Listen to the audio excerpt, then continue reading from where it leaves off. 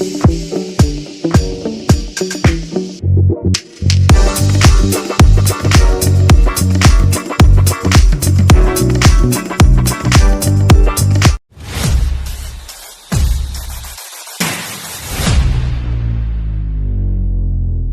baik. Bismillahirrahmanirrahim. Assalamualaikum warahmatullahi wabarakatuh. Ya, dalam kesempatan kali ini kita sedang berada di ruang promosi kesehatan. Dalam hal ini Gatong Dudu Bacarita. Jadi Dudu Bacarita ini Bacarita tentang seputar kesehatan. Untuk itu Dudu Bacarita dalam bahasa negeri Tihoru atau bahasa lokal di sini Gatong menamakannya itu Pak Keke. Jadi Pak Keke itu duduk bacarita, Gatong berbincang-bincang seputaran kesehatan. Kemudian ada hal-hal yang mungkin pemirsa di rumah belum tahu, Gatong bisa tahu di sini. Kemudian Gatong bisa sering-sering seputar kesehatan. Untuk itu bersama saya Abdullah Iswala, dalam beberapa menit ke depan saya akan memimpin jalannya podcast kali ini, Dudu Bacarita ini. Dan di samping saya ini ada Bidan Misna namanya. Jadi untuk Bidan Mis ini, di sini Bidan Mis memegang program catin calon pengantin. Jadi untuk calon-calon pengantin yang mau menikah harus dicatin dulu. Untuk itu ya kepada Bidan Mis mungkin bisa jelaskan Bidan apa itu catin gitu. Ya, terima kasih. Ya. Di sini kita mau jelaskan tentang apa itu catin. Catin itu seperti yang Gatong ketahui artinya itu calon pengantin. Terdiri dari laki-laki dan perempuan yang usia produktif, intinya usianya sudah matang untuk menikah. Oh iya, Bidan, berarti kalau misalkan untuk calon-calon pengantin yang mau menikah itu memang harus catin dulu ya? Harus catin, dan itu wajib untuk semuanya, kayaknya wajib. Oh, wajib untuk catin. Misalnya begini, kalau untuk catin itu kan berarti dia itu salah satu program pemerintah kah atau memang program dari Puskesmas itu sendiri? Itu program dari pemerintah yang bekerja sama dengan Dinas Kesehatan. Oh, Dinas Kesehatan memang, tapi ada kaitannya juga dengan KUA ya, Dinas ya. Iya, dia harus berkaitan dengan KUA. Untuk catin sendiri, kalau dia tidak memeriksakan kesehatannya ke puskesmas atau rumah sakit terdekat, mungkin dari KUA tidak akan bisa memberikan dia buku nikah. Oh, siap ya. Oke, Bidan Mis, jadi kalau kita berbicara tentang catin calon pengantin ini berarti Gatong berbicara tentang kelangsungan hidup, mulai dari bayi sehat, kemudian ibu sehat, kemudian lahirnya bayi cacat, bayi stunting itu juga berarti bermula ketika kalau seorang ibu atau seorang ayah atau calon pengantin ini dia tidak melakukan catin, berarti sangat berdampak sekali ya untuk kelahirannya ya. Iya, sangat berdampak karena pemeriksaan kesehatan itu sangat penting, karena di dalam pemeriksaan kesehatan itu kan ada pemeriksaan KEK. Oke. Jadi KEK itu kan sangat berpengaruh untuk gizi ibu hamil. Mungkin ada beberapa pertanyaan yang beta penasaran juga sih tentang catin, karena beta juga belum menikah sih. Jadi mungkin kedepannya ketika beta punya calon untuk ini, beta mungkin akan memeriksakan beta pun diri dan beta pun calon untuk Gatong melakukan catin. Makanya dalam kesempatan ini beta sangat tertarik sekali dengan ini program. Jadi program catin ini kalau beta dulu pernah tugas di beberapa puskesmas, sebenarnya beta pernah dengar catin. Tapi mungkin lebih spesifiknya, lebih mendalamnya lagi, beta sangat beruntung sekali dihadapkan dengan Bidan Mis ini, orang yang sangat paham sekali tentang catin nih calon pengantin. Untuk itu Bidan, ada beberapa pertanyaan yang ingin beta tanyakan kepada Bidan. Kira-kira bagaimana sih menurut Bidan tentang diberlakukannya calon pengantin ini kira-kira? Menurut beta bagus sih, dengan adanya dari pemerintah untuk memberikan tentang prosedur untuk catin ini, karena bagus untuk kesehatan calon pengantin sendiri. Karena seperti ini, ketika Gatong mau menikah ini, Gatong sing tahu bahwa Gatong punya pasangan ini pun penyakit, ada seperti penyakit menular HIV ataupun HBsAg begitu. Jadi dengan adanya pemeriksaan itu kan Gatong bisa tahu bahwa oh ternyata kita punya calon ini ada penyakit ini, ada penyakit bawaan ini.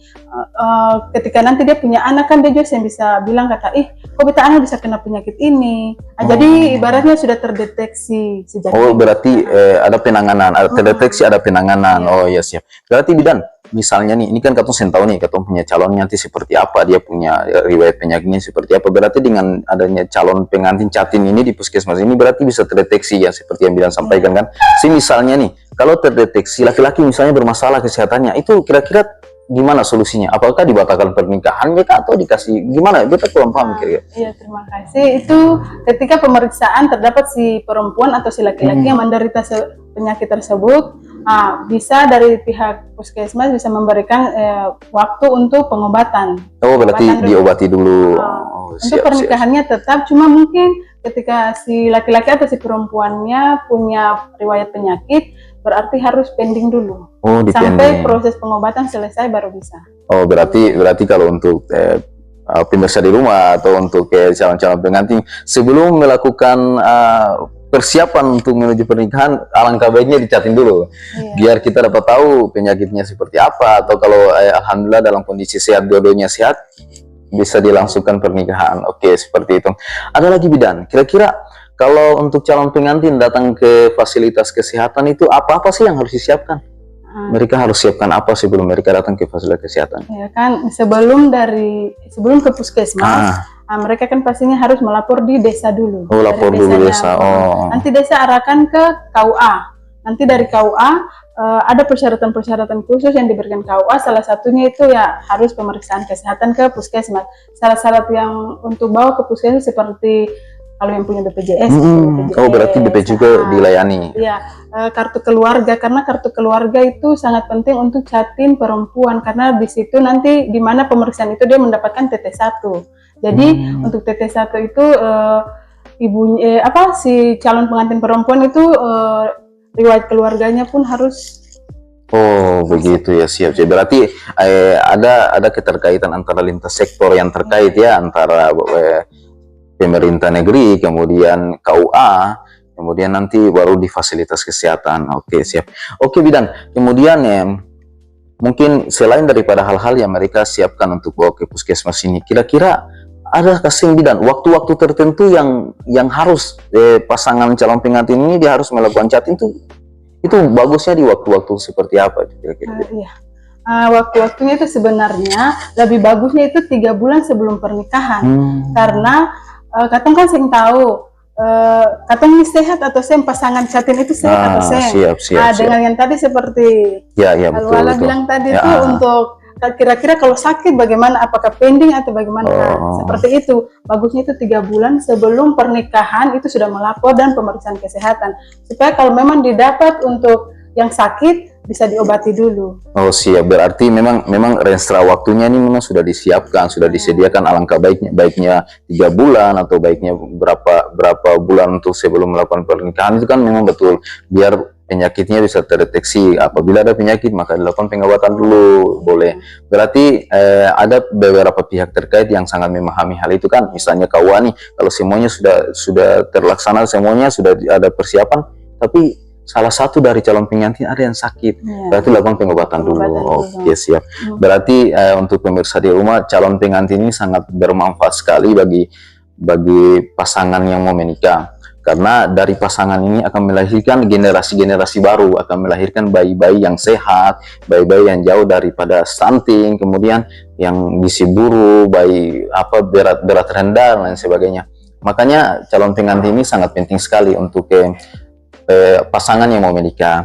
Oke, bidan, mungkin selain daripada waktu kapan saja yang harus melakukan pemeriksaan catin ini, ada beberapa pertanyaan lagi yang beta maupun pemirsa di rumah mungkin mereka masih kurang paham nih tentang catin, tapi pembahasannya sangat menarik karena ini berkaitan tentang kelangsungan hidup halayak manusia kan.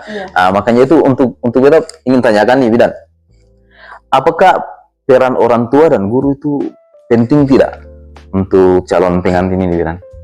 Sebenarnya sangat penting. Jadi ketika mereka usia remaja kan di sekolah, kan untuk ketahui saat ini kan ada juga usia remaja yang sudah pengurusan catin. Jadi mungkin dari pihak sekolah sebagai orang tua kedua bisa memberikan motivasi bahwa harus menikah di usia segini, usia yang harus diperbolehkan untuk menikah itu usia segini. Berarti secara tidak langsung juga meminimalisir angka pernikahan dini. Gitu. Boleh, siap. Terus kalau untuk peran orang tua di rumah itu memang sangat berpengaruh, karena maksudnya di situ kan untuk mendapatkan calon pengantin yang bagus, ideal itu kan begitu. Maksudnya ada kayak peran orang tua. pasangannya begitu harus sehat secara jasmani dan rohani. Oh, berarti peran orang tua di rumah, peran guru ketika mereka masih dalam tahap sekolah, tahap belajar, pendidikan SMA maupun SMP, berarti mesti treatment tentang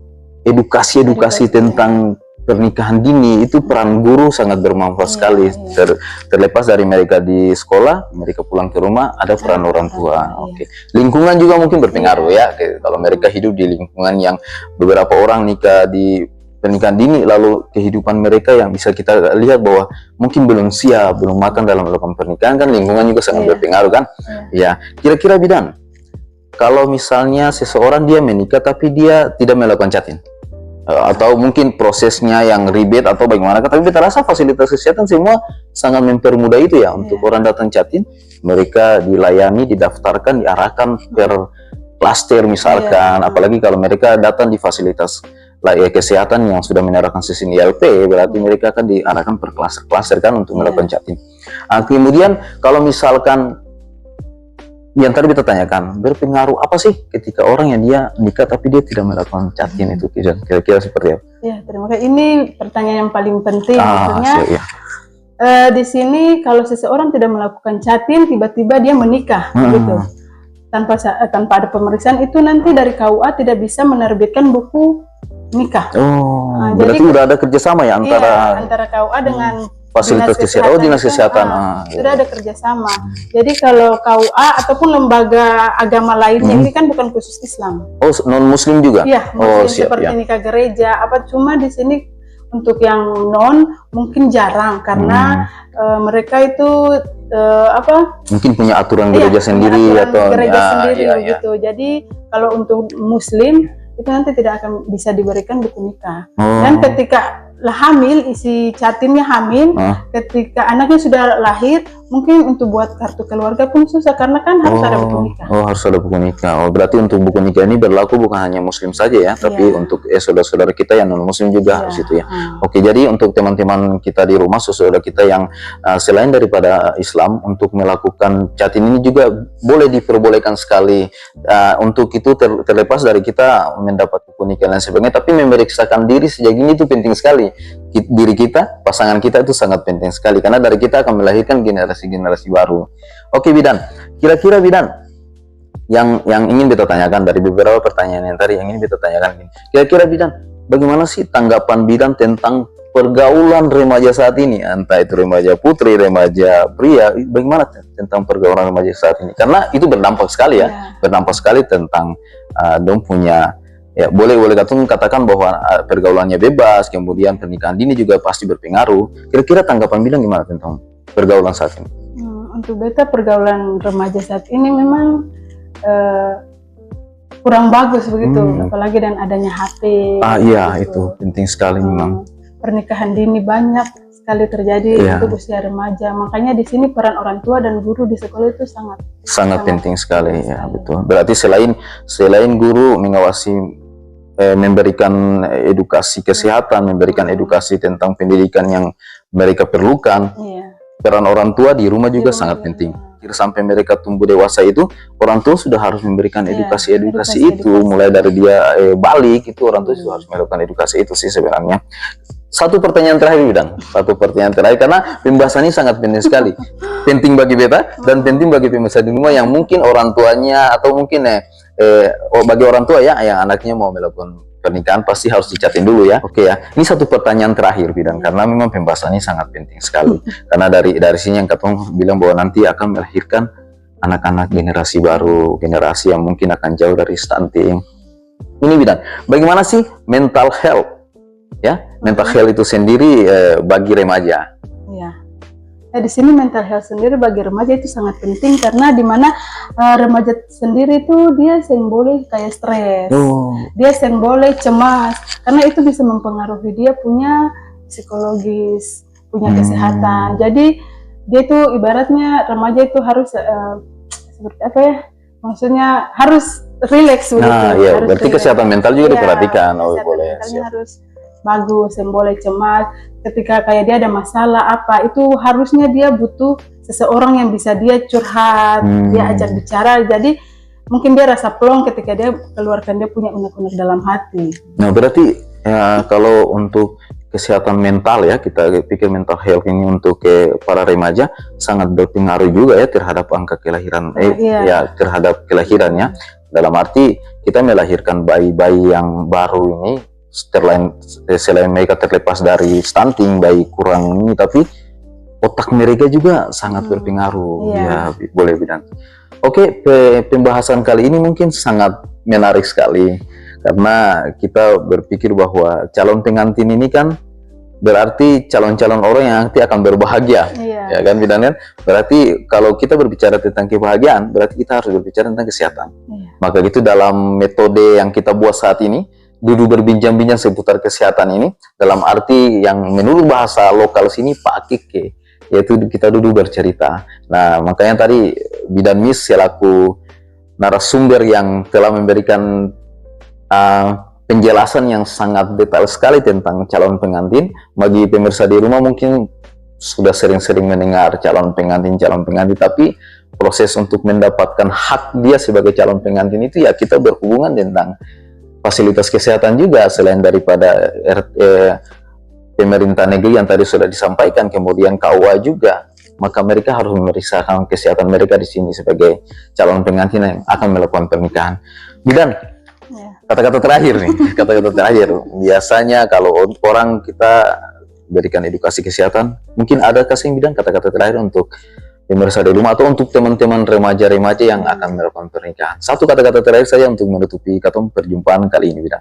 Dipersilakan. Terima kasih. Satu kata-kata terakhir saja yaitu untuk remaja, hindari pergaulan bebas. Ya, hindari pergaulan bebas. Dan untuk Satin, jangan lupa selalu memeriksa kesehatannya di puskesmas terdekat.